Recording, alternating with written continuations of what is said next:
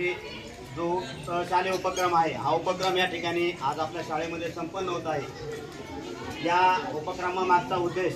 या ठिकाणी विद्यार्थ्यांचं मनोरंजन व्हावं,